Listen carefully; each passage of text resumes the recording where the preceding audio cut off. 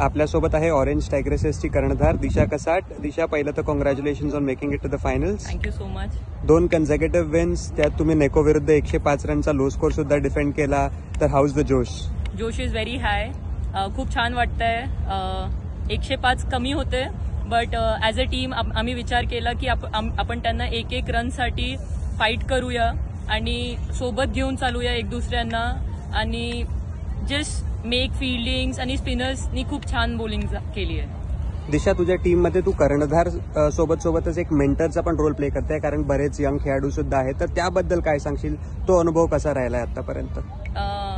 As a captain मला असं वाटतंय की फ्युचर आहेत हे विदर्भाचे आणि त्यांना मार्गदर्शन करणं माझं भाग आहे आणि मी ट्राय करते की माझ्या यातनं जे पण मार्गदर्शन मी करू शकते ते करणार माझ्याकडनं. आणि खूप छान ग्रुप आहे, खूप चांगले यंगस्टर्स येत आहे आणि म्हणू शकतो की Vidarbha has a very great future. मी पहिल्यांदाच विदर्भामध्ये महिला क्रिकेटसाठी सुद्धा या लेवलची टुर्नामेंट होते, तर किती गरज होती या प्रकारच्या टुर्नामेंटची? गरज तर भरपूर होती. एक प्लॅटफॉर्म असा की जिथे तुम्ही आपलं शोकेस करू शकता. लाईव्ह टेलिकास्ट आहे आणि WPL वगैरे आता चांगलं इंट्रोड्यूस झालंय, चांगल्या लेवलवर होत आहे. तर हे सगळे प्लॅटफॉर्म्स त्या लेवलसाठी चांगलं प्रिपरेशन आहे सगळ्यांसाठी, आमच्यासाठी.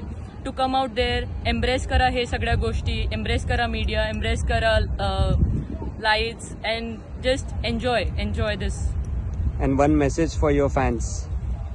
Keep supporting Orange Tigress, keep supporting Vidarbha cricket. We girls will make you proud. Thank you, Disha. Thank you.